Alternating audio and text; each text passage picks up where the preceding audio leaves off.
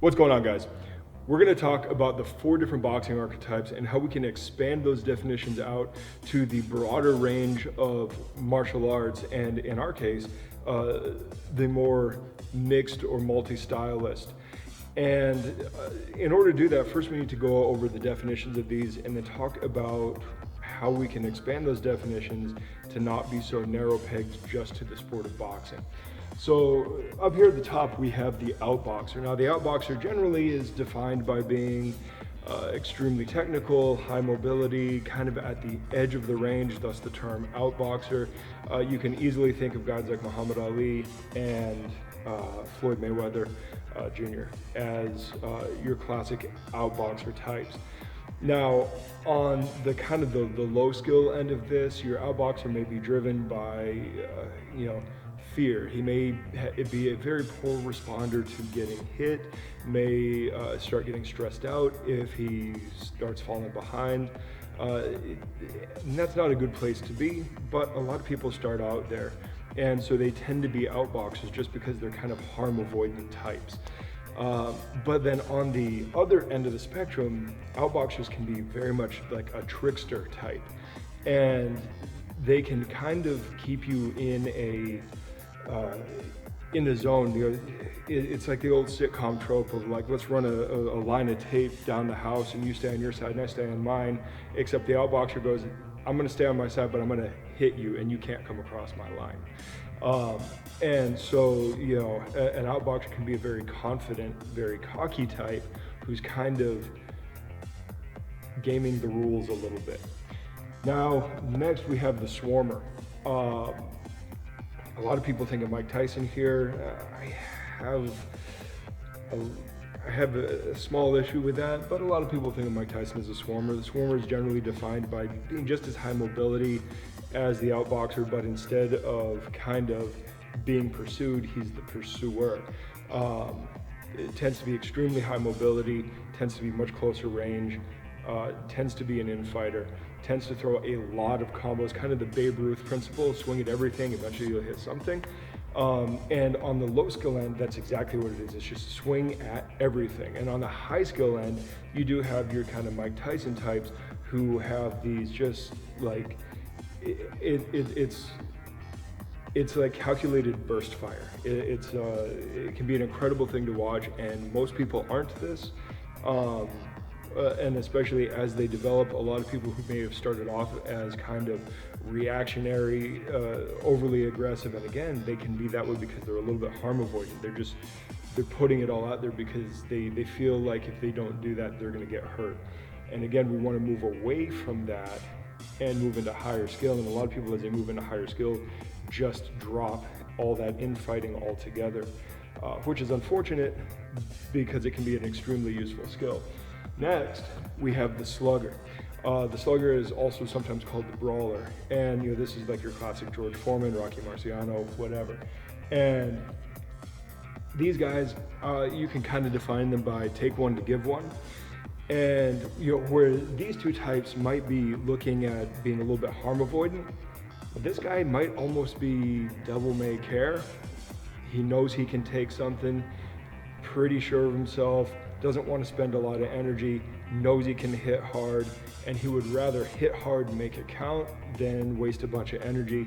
So he'll get in. He tends to be a little bit closer, but maybe not as close as the swarmer, but definitely not as far as the outboxer. Tends to throw these hard, long bombs. And then the last one, you have the boxer puncher, which a lot of people look at as all-rounders. They tend to often be counter punchers. They have that technical ability like the outboxer. They can throw combos like the swarmer, but tend to be more succinct combos. And then they often have power rivaling the slugger. These guys are kind of like they're like the wizards of the fight in some ways, because they can bring those attributes together, or alchemists maybe you could say. Now, I noticed recently kind of an interesting parallel to this that we have is if you look at infantry squads, infantry fire teams, you kind of have some similar job roles here that kind of work out to be these things. So your outboxer oftentimes is going to be correlated to your designated marksman.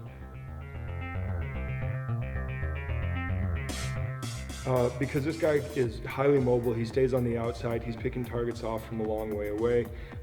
Very, very critical role to play. Now, your swarmer tends to be kind of your machine gunner, or if we go back to World War II, you know, the automatic rifleman. This is the guy that is laying down suppressive fire.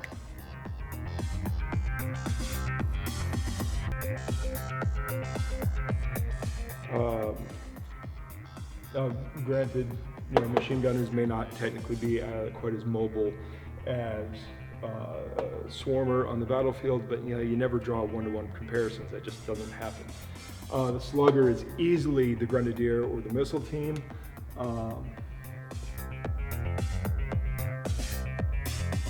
Right, and these are the guys again that kind of, you know, from distance to the heavy weapons guys, all that. And then of course this guy is just your rifleman.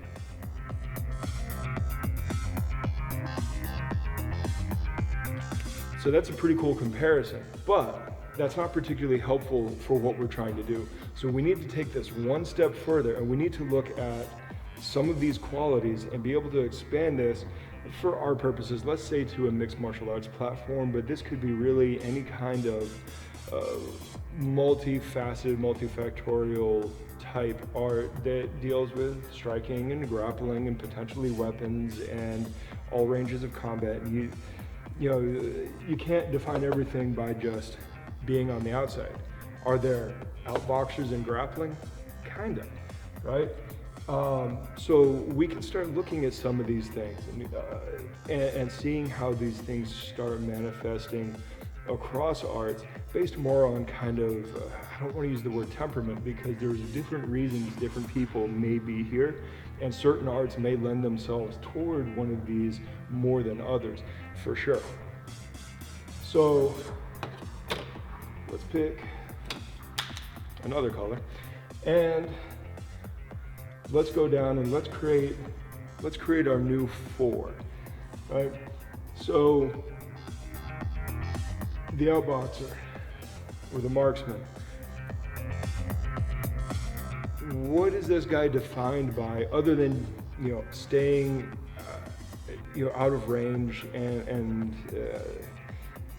if you use range, you really limit yourself. So what are we really talking about when we talk about outboxes and we talk about marksmen? One, they're definitely defined by defensive action. So that's huge, being kind of defense first. They're highly technical. They tend to be very mobile, which is something that can be really important looking at here. And then I would also say these are people that know exactly kind of your zone of effect and know how to keep their opponent on the edge of that zone pretty much at all times, so that they're really pushing the limits of, you know, can my opponent, you know, get to me or not? You know, can I lull my opponent into a sense of thinking he's right there and boom, I'm a ghost, right? These guys are like ghosts and tricksters. There's a fantastic word that is used by people that are into fighting games. And I haven't been a gamer in over a decade, but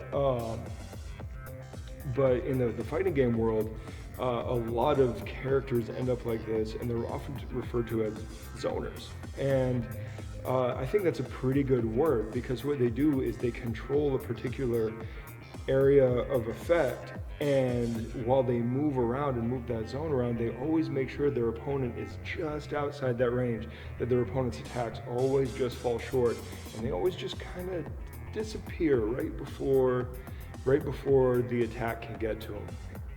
So let's go ahead and write that word down. We're totally stealing that. I like it. All right, so we have zoner. That's a pretty good one. Now, let's look at the swarmer. right? The Swarmer should be pretty easy, right? This is the guy that is, as opposed to the Zoner who is all defense, this guy is focused on offense, sometimes to the detriment of his defense. Although we all know Mike Tyson had some of the best evasive head movement. So this is part of why I go, was he really a Swarmer or was he just a high energy boxer puncher? And we'll come back to that. So Swarmer, or machine gunner, right? We're talking about laying down suppressive fire. We're talking about combos, strings of action. We're talking about, again, high mobility. We could say close range, but we're just talking about a guy that knows his range, knows how to jam up his opponent's range, keeps his opponent suppressed, right? His general theme would be like the principle of overwhelm. He's trying to overwhelm the opponent, throw more at him than he can deal with, which makes his opponent go into kind of a shutdown defense or even freeze mode, which is really, really, really powerful. Well, I don't think we need to come up with a better term. I think Swarmer is a pretty good term there.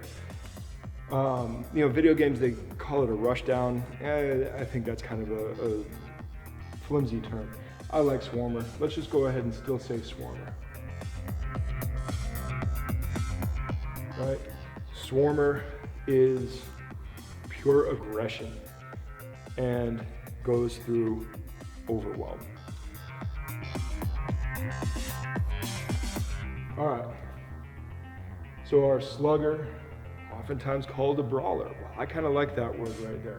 Right? This guy throws long bombs. He tends to be a bit of a tank.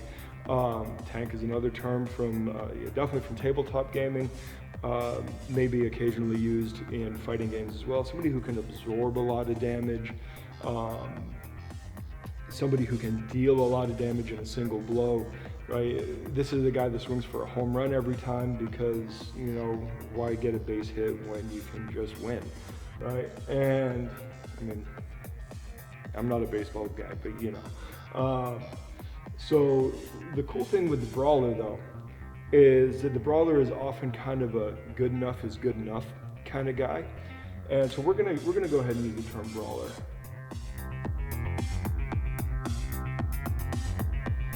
And he tends to have all that aggression of the Swarmer, but he tends to be much lower mobility. He tends to not move as much. Again, he's okay with maybe giving up a little bit to get the big hit, right? This is the guy that tends to be a little bit more of the lumbering gorilla, lumbering bear type. Brawler is very good. This is the guy that he doesn't hit often, but he hits really, really hard.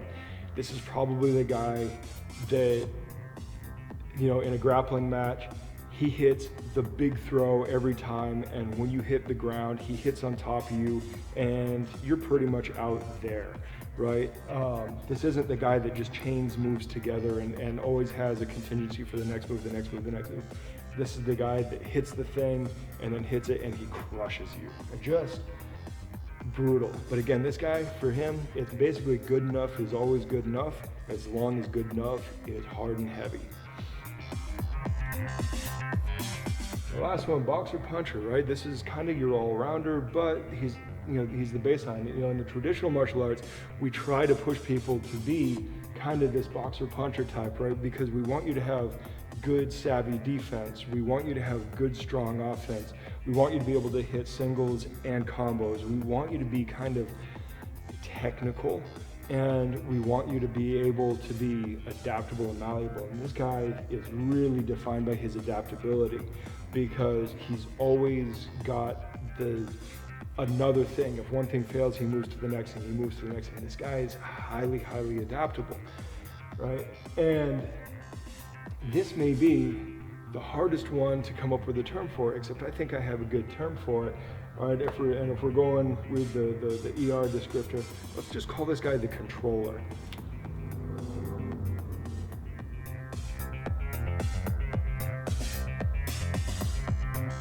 Because the controller is the one that he's always got a plan. His plan is infinitely adaptable.